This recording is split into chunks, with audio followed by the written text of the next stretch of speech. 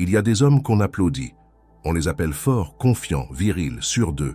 Ils parlent fort, ils décident vite, ils ne doutent jamais, et ils sont souvent admirés, suivis, même craints. Mais derrière cette façade, Carl Jung voyait parfois autre chose. Non pas de la puissance, mais une forme d'ignorance. Non pas de l'intelligence, mais une fuite de soi-même. Ce que la société considère comme des signes de succès masculin peut, en réalité, être le masque d'une pauvreté intérieure. D'un homme qui a construit son identité contre sa propre sensibilité. D'un homme qui confond force et fermeture, connaissance et arrogance, liberté et domination. Jung disait que la vraie intelligence commence par la reconnaissance de ses zones d'ombre, et que plus un homme se croit au-dessus de ses émotions, plus il est dominé par elles en secret. Mais ce genre d'homme n'est pas seulement dans les hautes sphères du pouvoir, on le retrouve partout, dans les familles, dans les relations, dans la rue, sur les écrans. Il est celui qui pense avoir tout compris, mais qui ne sait jamais regarder vraiment. Celui qui méprise ce qui est vulnérable, parce qu'il ne sait pas comment accueillir sa propre fragilité. Dans cette vidéo, nous allons explorer 6 signes, 6 attitudes que Carl Jung aurait identifiées comme les marques d'un homme coupé de sa propre conscience. Pas pour juger, mais pour comprendre. Parce que derrière chaque posture creuse, il y a une histoire, une peur, un déni, et parfois une chance de transformation.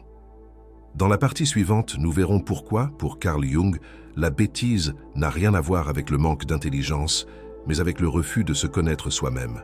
Quand on parle d'un homme stupide, on imagine quelqu'un de lent, désinformé, maladroit dans ses raisonnements. Mais pour Carl Jung, la bêtise n'avait rien à voir avec le quotient intellectuel. Elle était d'un autre ordre, psychique, moral, existentiel. La vraie bêtise, selon lui, c'est le refus d'introspection. C'est cette fermeture intérieure qui empêche tout questionnement, tout mouvement, toute remise en cause. Un homme peut avoir fait de longues études, diriger une entreprise, impressionné par ses discours, et pourtant être profondément ignorant de lui-même, parce que l'intelligence que valorise notre société est souvent tournée vers l'extérieur, résoudre, argumenter, produire, convaincre. Mais l'intelligence intérieure, celle qui regarde ses propres contradictions, ses mécanismes inconscients, ses blessures profondes, elle est beaucoup plus rare. Jung écrivait que l'individu réellement éveillé est celui qui accepte de reconnaître ses propres ténèbres. Pas pour s'y perdre, mais pour ne plus les projeter sur le monde. Ce qui rend un homme vraiment pauvre d'esprit, c'est sa conviction de tout savoir, c'est son incapacité à dire « je ne sais pas, je me suis trompé, j'ai besoin d'écouter ». L'homme stupide, selon cette définition, n'est pas celui qui manque d'informations, mais celui qui a abandonné tout effort de conscience. Et c'est là que la société se trompe souvent. Elle valorise l'assurance, la rapidité, la domination. Alors que ce sont parfois les marques d'une fuite intérieure bien installée. Le vrai courage n'est pas de parler plus fort, c'est d'oser se taire et se regarder en face. Ce que Jung révélait à travers ses observations sur la psyché masculine, c'est que la force intérieure ne se mesure pas à ce que l'on montre, mais à ce que l'on ose rencontrer en soi. Et le premier signe de cette pauvreté intérieure, c'est précisément l'homme qui croit tout savoir. Il parle fort, il coupe les autres. Il ne pose jamais de questions, seulement des affirmations. Il donne des conseils qu'on ne lui a pas demandés. Et surtout, il déteste qu'on le contredise. L'homme qui croit tout savoir est peut-être l'exemple le plus flagrant de ce que Carl Jung considérait comme une conscience figée. Il ne cherche pas la vérité, il cherche à avoir raison. Sous ses airs de maîtrise, ce type d'homme trahit une immense peur, celle de ne pas être reconnu, celle d'être déstabilisé, celle de ne plus savoir qui il est sans ses certitudes. Mais Jung nous alerte, ce genre de personnalité ne se développe plus. Elle se répète, elle s'enferme dans un personnage, dans une image à maintenir. Et ce qui est encore plus tragique, c'est que cet homme passe à côté de ce qui pourrait le rendre plus vivant. Le doute fécond, l'écoute de l'autre, la curiosité profonde, la possibilité de changer d'avis. Il devient son propre plafond. Il peut avoir du pouvoir, du charisme, du succès apparent. Mais il est déconnecté de lui-même, parce qu'il ne descend jamais dans l'inconfort du questionnement, parce qu'il ne supporte pas d'être vu comme vulnérable. Jung écrivait que l'ego, quand il est surdéveloppé, devient une prison et l'homme qui croit tout savoir est souvent prisonnier de l'idée qu'il a de lui-même. Ce qui le rend pauvre intérieurement, ce n'est pas son ignorance du monde, mais son refus de l'explorer en lui-même. Et ce refus a un prix. Il isole, il rigidifie, il appauvrit les liens, il parle beaucoup, mais il ne dit rien de vrai. Il entend des voix, mais il n'écoute personne. Et surtout, il se prive de cette richesse que Jung appelait individuation, le processus lent, profond, par lequel un homme devient lui-même, et non ce que les autres attendent qu'il soit. L'homme qui croit tout savoir ne fait pas de place au réel. Il vit dans une projection permanente, et il confond contrôle avec conscience. C'est souvent l'un des premiers signes d'une déconnexion spirituelle, mais aussi émotionnelle et relationnelle. On lui a dit dès l'enfance, « Sois fort, ne pleure pas ». Un homme, ça ne montre pas ses faiblesses. Et il a obéi. Il a appris à taire ce qu'il ressentait, à verrouiller ses peurs, à cacher ses blessures, à ironiser sur ce qui, en lui, était trop humain. Aujourd'hui, il se dit rationnel, logique. Au-dessus de ça, il méprise les gens sensibles.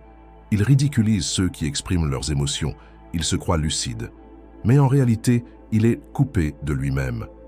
Carl Jung alertait sur ce danger. Un homme qui refoule ses émotions devient aveugle à son propre inconscient. Et ce refoulement ne produit pas la paix intérieure.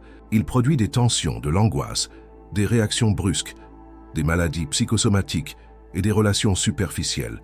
Ignorer ses émotions n'est pas un signe de sagesse. C'est une fuite, une incapacité à s'habiter pleinement.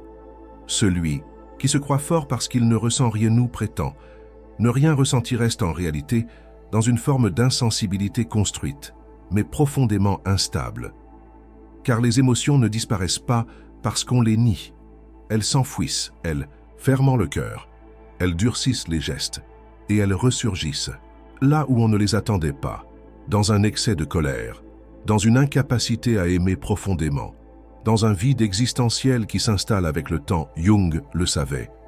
L'homme qui rejette sa sensibilité rejette aussi son humanité. Il ne peut pas se connecter à son intuition. Il ne peut pas entendre l'âme parler dans les silences. Il se prive de toute alchimie intérieure. Ce n'est pas la raison contre l'émotion, c'est la conscience avec l'émotion. Un homme profondément intelligent n'est pas celui qui se protège de ses émotions, c'est celui qui sait les traverser, les comprendre et les transformer en conscience. La froideur n'est pas une preuve d'intelligence, elle est souvent un bouclier forgé dans la peur. Et derrière ce bouclier, il n'y a pas toujours de force. Parfois, seulement un enfant blessé qui a cessé de pleurer. Il ne dérange jamais. Il pense comme tout le monde. Il répète ce qu'il a entendu sans jamais en explorer le fond. Il se méfie de ceux qui doutent, qui creusent, qui marchent à contre-courant. Cet homme-là est socialement adapté, poli, prudent, mais profondément déconnecté de son centre intérieur. Carl Jung insistait sur ce point, un individu qui ne questionne jamais les normes, qui adhère sans discernement aux idées dominantes, qui renonce à sa propre conscience. Et ce renoncement a un prix. Il éteint peu à peu sa pensée. Il devient un écho, un produit du collectif, un masque parmi d'autres. Il peut avoir l'air raisonnable, pratique, efficace. Mais il est passif, qu'intérieurement. La vraie stupidité, selon Jung, commence quand l'individu cesse de s'interroger, quand il confond la conformité avec la vérité, quand il préfère l'appartenance au groupe plutôt que l'intégrité de son âme. Et cette attitude très fréquente n'est pas toujours visible. Elle se cache derrière des choix de vie stables, des opinions modérées, des comportements acceptables. Mais elle trahit une peur, celle de se retrouver seul, de ne plus faire partie du troupeau, de devoir porter sa propre voix. L'homme qui suit la masse sans questionnaire n'a peut-être jamais pris le risque de se découvrir lui-même. Il vit dans une sécurité apparente, mais profondément fragile. Car dès que les repères extérieurs bougent, il se sent perdu. Jung croyait en la nécessité de l'individuation, ce processus intérieur par lequel l'homme cesse d'être un produit de son environnement et devient un être pleinement conscient. Et ce chemin demande du courage, celui de dire non, celui de rester seul, parfois, celui de penser autrement.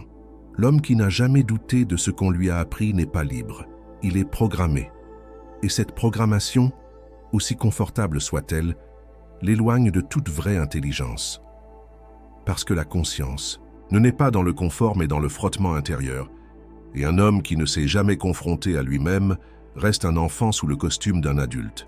Il se tient droit, il parle avec assurance, il semble sûr de lui, presque inébranlable, mais à y regarder de plus près, son assurance n'est qu'un costume, un décor, un miroir sans profondeur.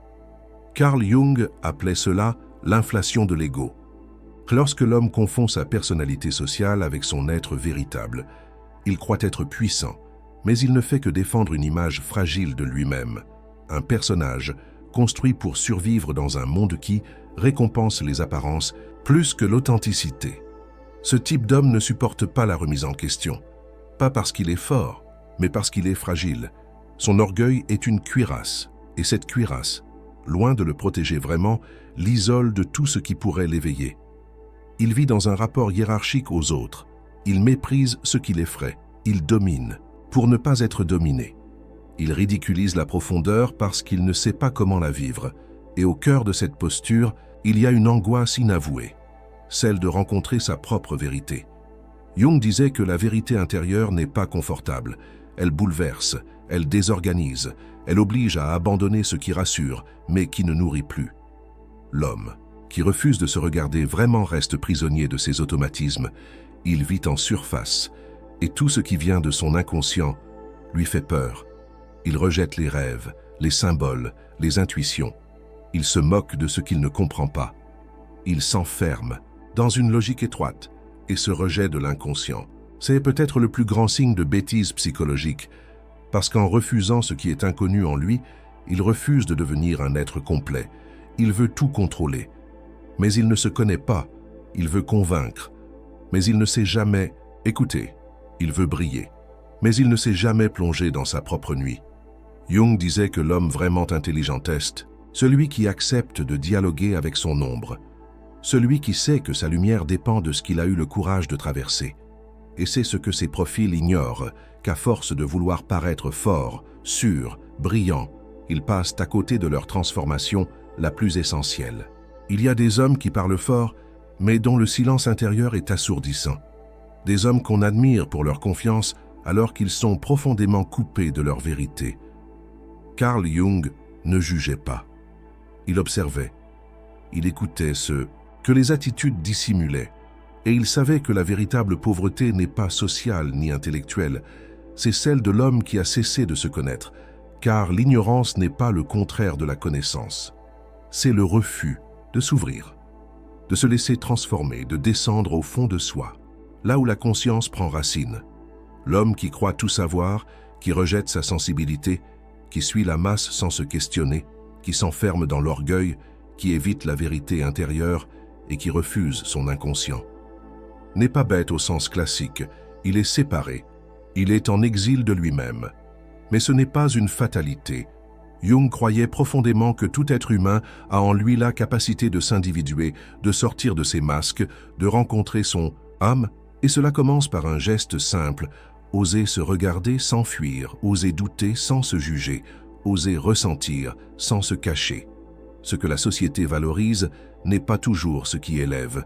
Ce que vous avez appris à admirer n'est pas toujours ce qui vous rend libre. Alors, demandez-vous, qu'avez-vous considéré comme une force qui n'était en réalité qu'un mécanisme de défense, et que pourriez-vous découvrir si vous osiez écouter ce que vous avez toujours évité? Partagez votre réflexion dans les commentaires.